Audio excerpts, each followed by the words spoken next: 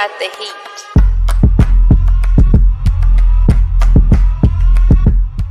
Hey, what's up, y'all? Lonnie Harrell A.K.A. PrimeObjective in the street ball world. Name I got from New York. And then, you know, the infamous L Train. That's the DC name. Coming here today to let y'all know about a project that I've been working on. Well, it's still in process. It's gonna be a long process, a lot to tell. Doing a series of stories that I'm doing about myself, about my life, on and off the court. I'm gonna start early, from my youth to, you know, when I first started playing sports, the things that was going on in Southeast Washington, D.C., up into school. You know, I'm gonna go all the way through. It's gonna be different chapters, different subject matters about a lot of stuff. I chose to do this because, you know, I do a lot of sports talk. You know, I talk about my experiences in basketball, and I work with the youth, with my basketball organization, Team Prime.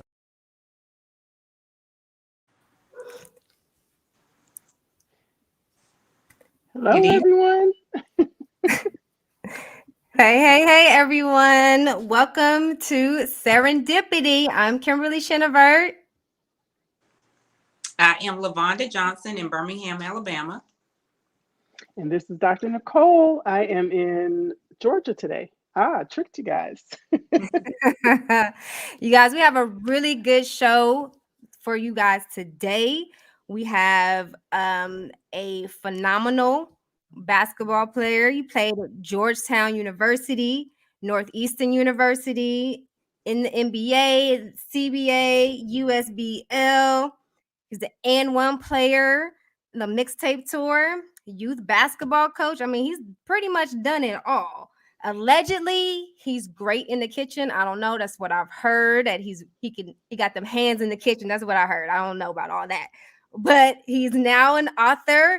You guys, give a round of applause for Lonnie Harrell A.K.A. PrimeObjective. Hello. Welcome, Lonnie. Welcome. Hey, that's the first time I heard her talk that good about me, so I'm gonna enjoy this one. Yeah, write it down. That'll be the last. No, I'm kidding. I'm kidding. How you doing today, sir?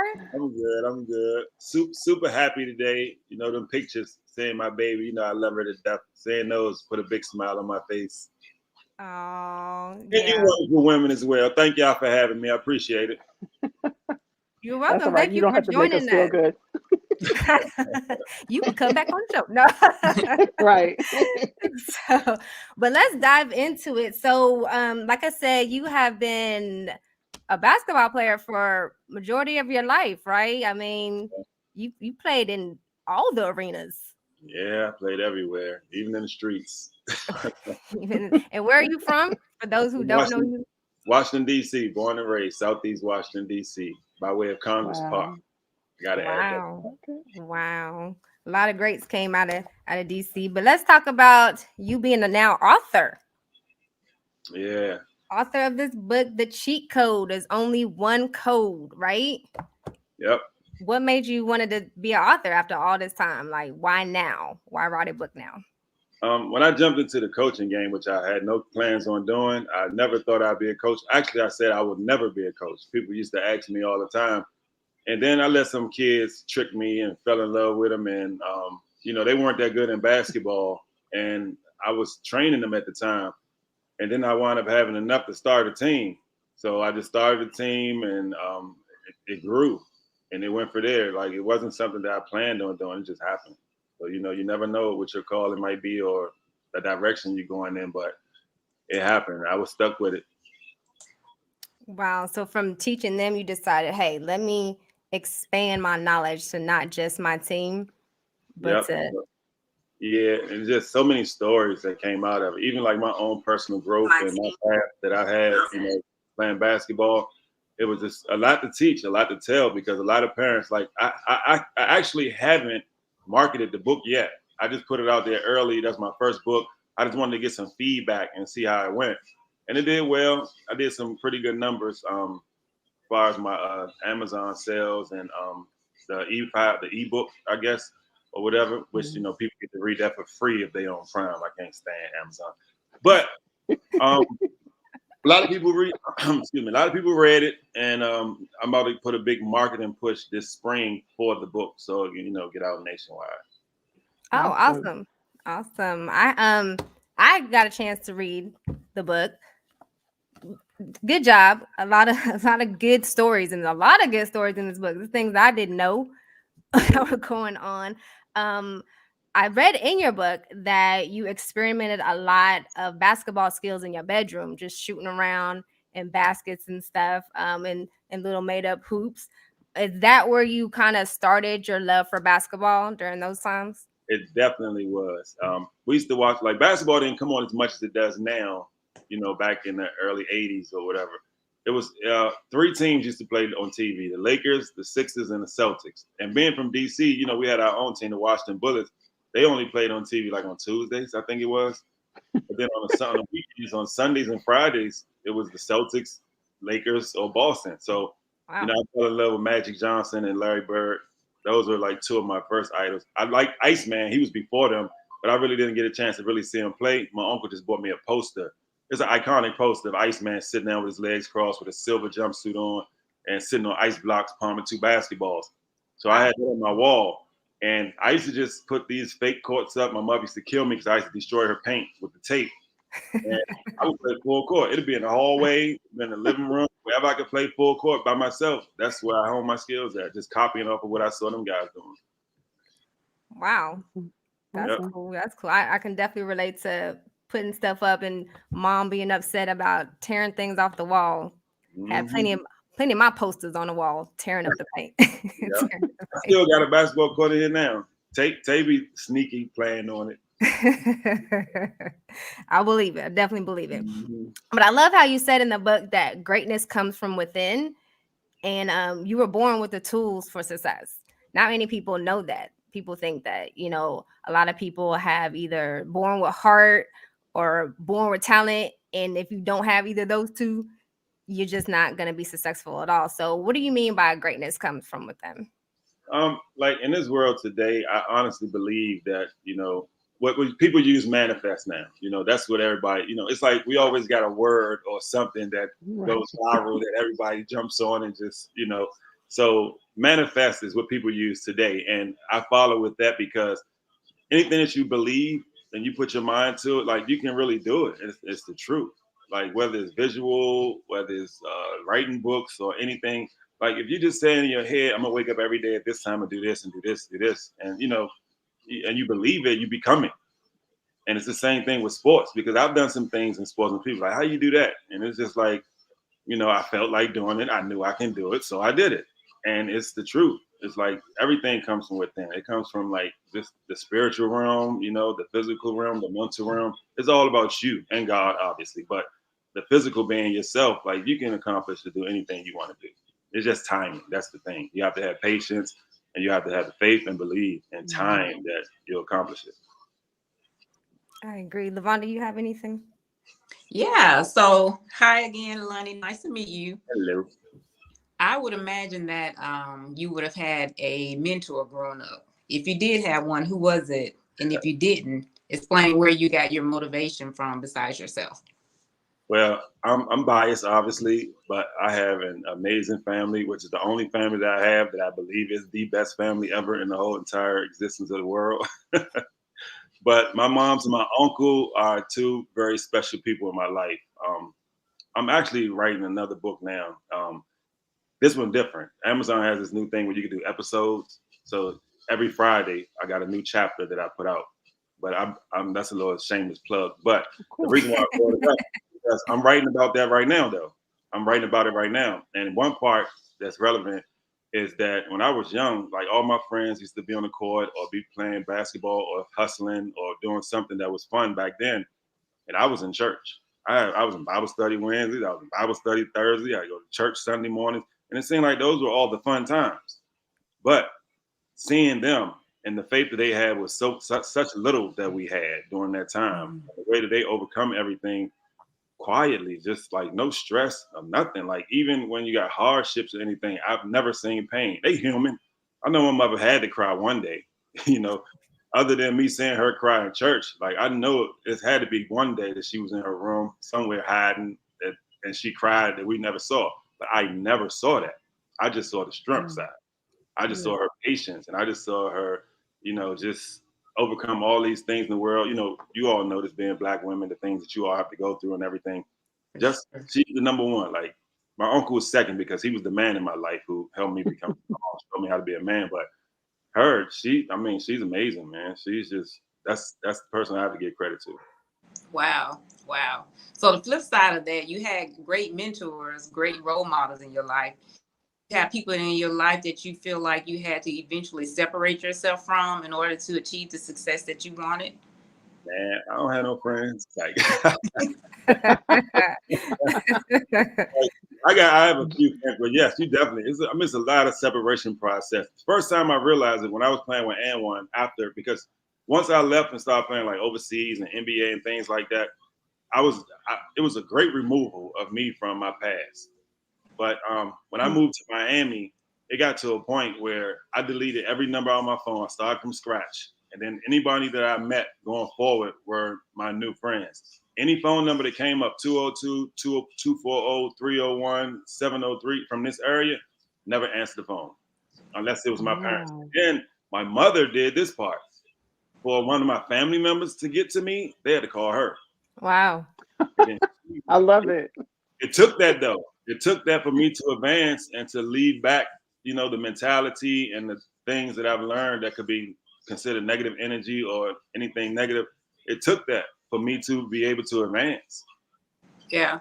Did you get lonely during those times where you were separating yourself from those people? I won't say I'm a sporadic lonely person.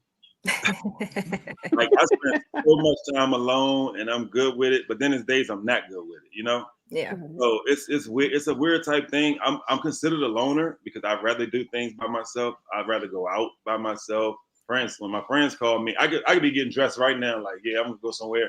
And if they call me like, yo, let's go to something, I'll be like, I don't feel like it. That's weird. So I'm a loner. I'm definitely a loner. She said, no, it's not. I live that life right there. Yeah, I know that's right. Dr. Nicole? Yeah, so you sound a lot like our mentor, and Mr. Tony Fleming, on the things that you're talking about, that he is, that he's been teaching the people for so many years. So, you said that you had to separate, and it sounded like you had some negative things, even though you had, positive influence from your mom and your uncle. Do you mind speaking to that? Like, how did that how does that affect you? How did it affect you then? What did you have to overcome, to be where you are now? Wow, that's good. It could be phases, man. It's like when I was younger, the whole thing with selling drugs and, just the part of what you wake up to every day. I couldn't run from it unless I stayed in the house. I walk out the door, out my back door. As soon as I walk up a couple of steps, that was the spot where everybody used to gamble at. And then right to the left, like 10 steps was a strip, like somebody right there serving a crackhead or something. So the only way I couldn't do that, I had to keep on going through them and just go on the basketball court, But I snuck and did my part too. I had to, but I couldn't bring it home, so it was more difficult for me. Like I'm making money, but how can I spend it? If I come in with something new, I had to lie and say, "Oh, my cousin bought this for me," or somebody gave it to me for playing basketball or whatever. So I had to do that for a while, and then that didn't hold up because she finds out everything. My mother found that out, so I couldn't get away from that. So that separation was just strictly basketball for me to survive and make it out that neighborhood. Because I'm straight up. I could be a man about it. I wasn't about that life. I wasn't about busting no guns and robbing and doing all that. I hated fighting, although I could fight, but it's just, I that wasn't me. So I had to just run the basketball to save my life, And when I got older after college and things like that, I was straight in college. I was like strictly basketball. My mind and focus, everything was on the NBA. And then once I started getting a taste of that whole party life started coming, I started getting all kinds of things. Thank God I didn't do drugs. I didn't drink until after college. Like I didn't touch a drink while I was in college. I was so focused. People were like, you missed out. You missed out. I'm like, I ain't miss out. Y'all just got a head start on y'all livers and I did. Yeah. And that's a head start you don't want to have, right? Right, So. exactly. But get him, Doc. That part kind of hurt me too in a kind of way, because the thing out on me before I even got to the NBA was they were saying like, oh, he act like he in the NBA already. You know, that whole party lifestyle and all that stuff. So I had to leave those people behind. So by the time I went to Miami, it just came back to a whole bunch of negativity started coming back around me once I was back, you know. You know, people live their lives. Guys that I grew up with who had a lifestyle and was still in that lifestyle, you know, and I had to pretty much run from it. I couldn't, you know, get myself caught up in that. Wow. That's amazing. That's really amazing. So you speak to two things that, again, Mr. Fleming talks about and we talk about all the time between ourselves as well. One is how important environment is to, you know, who you're going to be, and how you're able to, again, separate yourself from what's not going to get you to your goal. And the second thing that I hear you talk about is that obsession, that you have to become obsessed with what you're doing in order to be successful. And so tearing up your mom's paint on her wall and, you know, going through drug infested and whatever, gambling and what have you to get to the court, and then just thinking, eating and breathing that is extremely important. Yep. I know you had some times where you get torn away. What do you do to pull yourself back in if you start to kind of like have that lonely feeling or feel like this is not working today? Like, what is going on? What do you use? What kind of tools, what kind of strategies do you use to pull yourself back in? I don't know if it's a strategy, but I know I just rely on my faith. You know, I even though I'm not perfect, like I grew up in church. I know God is real. I mean, I have a family of faith, you know, believers, and we got a family group chat that we have. And every morning, my older sister, she put a long prayer in there and she put a gospel song in there. And you know, starting your day off like that settles you out the gate, you know. So once you see that and you hear that, that just starts you off on a, you know, in a position where you just feel like I'm good, I'm comfortable and everything. And then I don't worry. So, and Kim will tell you, like, I've been coaching for 9 years. And the whole 9 years I was coaching, I didn't have a job because I made a sacrifice and I wasn't able to really hold a job because it was just, the basketball was so demanding. I had my own organization. I had like 80 something kids that I was dealing with. And, you know, those parents and stuff, they don't care. They just care about what you're doing for them, you know? And Yes. Right. Oh, yeah.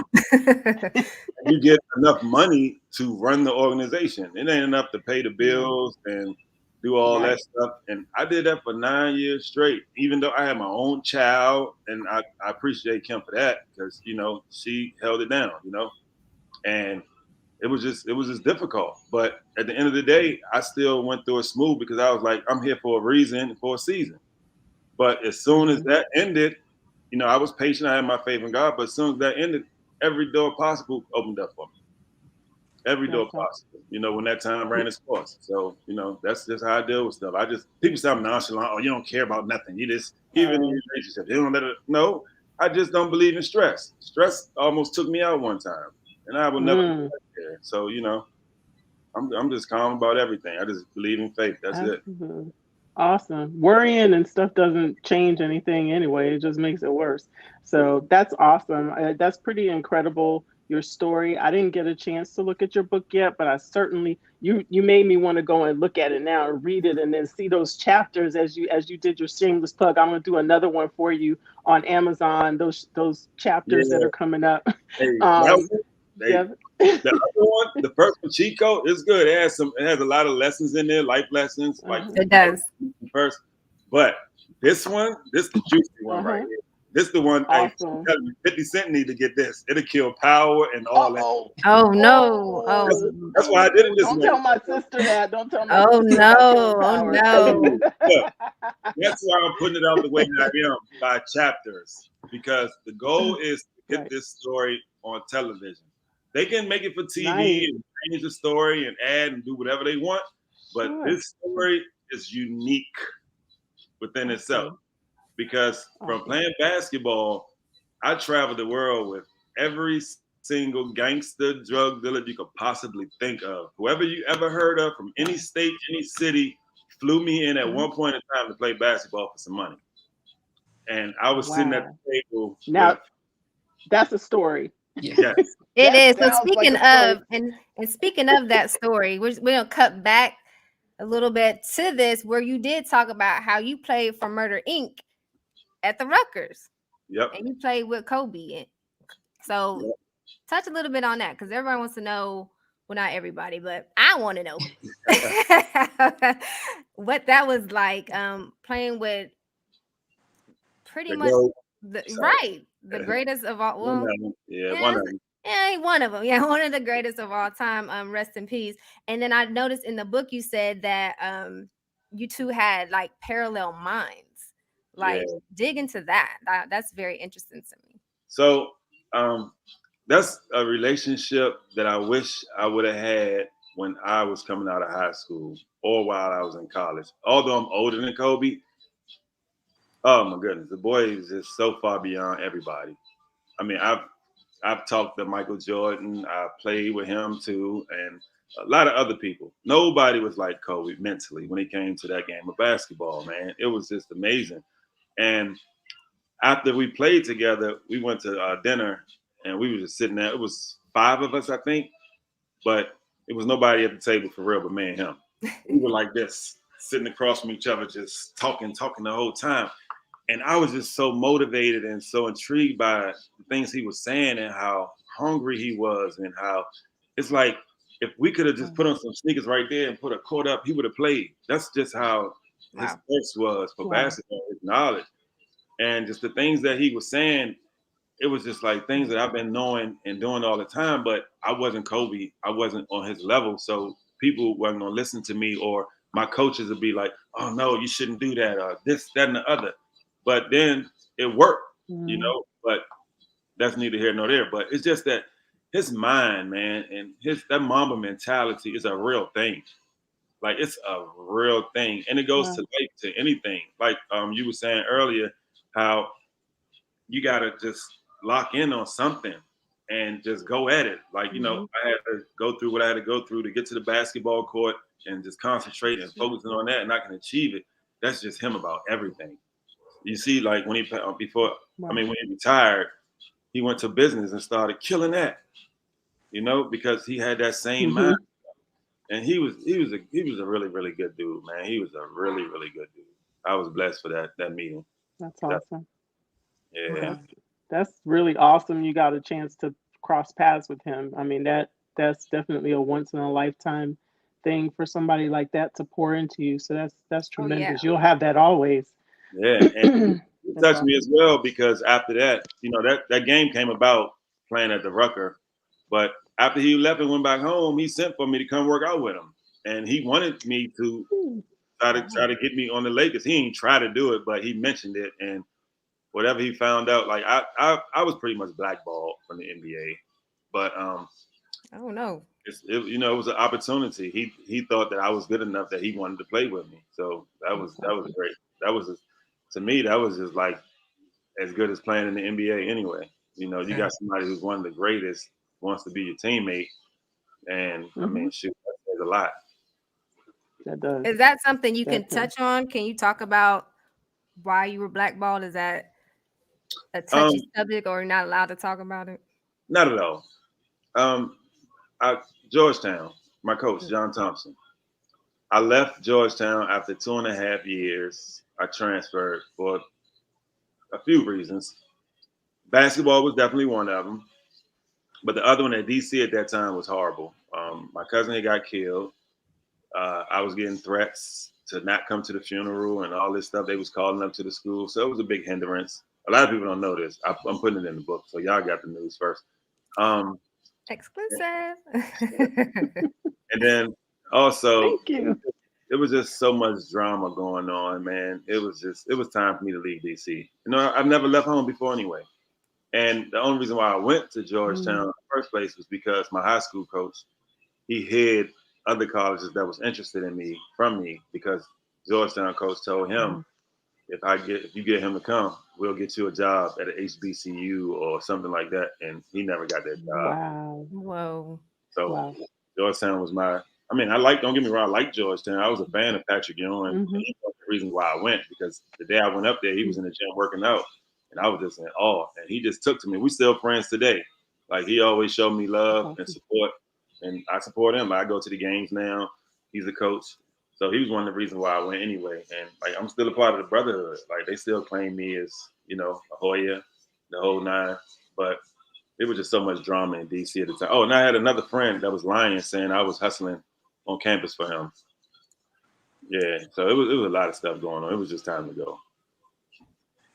Makes sense. Wow. That makes sense. It's a lot going on. Mm-hmm.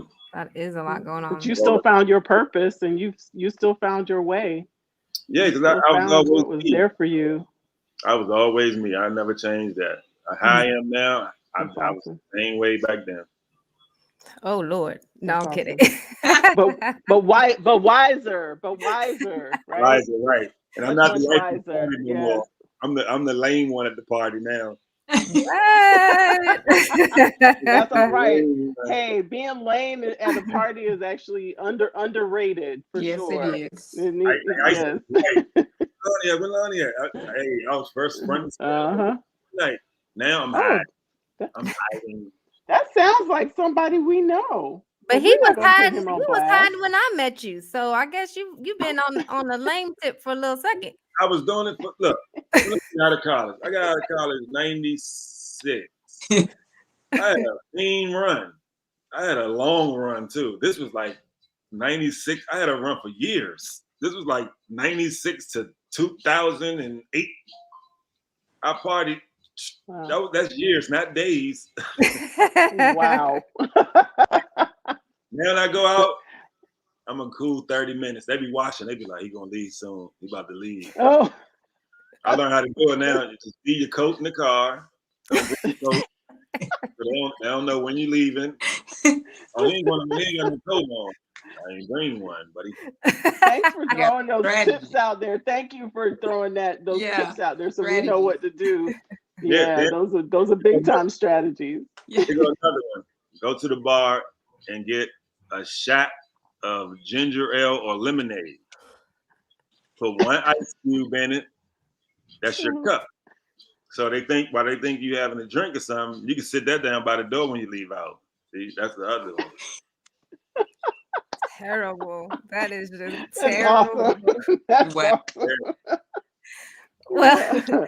Well, Lonnie, it was such a pleasure for you to come on our show. We are so excited that you took the time out of your so busy schedule to talk to us today about the cheat code. It's only one code. You guys, like he said, you need to go on Amazon. You need to get this book, read this book. If you have sports children, as I do, get this book for them, have them read it, because greatness comes from within, and he got the code. Got the code. Get this awesome. book. Thank you so much. Thank you, Lonnie. Thank you all. You all have a wonderful and great day. Appreciate you. All right. Many blessings to you. All right. All right, guys. That's awesome. It was. There were so many things he talked about that definitely are applicable to our business, you know, things that he's done that we are in the process of doing. So it's the same kind of path that all of us have to take to get to that level of success. And these are the things we've been, I want to say coached, but Mr. Fleming doesn't want me to use that word. So taught on, but I think coached too, you know, to do, and how important these are. So obviously, I think Lonnie's been reading some of our books. He must have and been. He's been on our sitting book in club on some of secretly. our videos. Yes. Watching our YouTube channel. So, oh, you might want to invite him to read on book club. But anyway, so that was a great interview. Thank you for bringing him That was a lot of to fun. the show. He was a lot of fun. And those of you who didn't catch that hint, yes, he is the father of my youngest daughter, Taylor Harrell. Cat's out the bag. You met him. But again, it was such a pleasure as always for you all to come to our show. Thank you so much. And we'll see you guys next week, same time. Oh, new time, 8 p.m. Eastern, 7 p.m. Central. Don't forget to also broadcast in on our YouTube channel, Serendipity, and we're still on Facebook Live as well. Until next time, you guys, have a good evening. Good night. Bye-bye.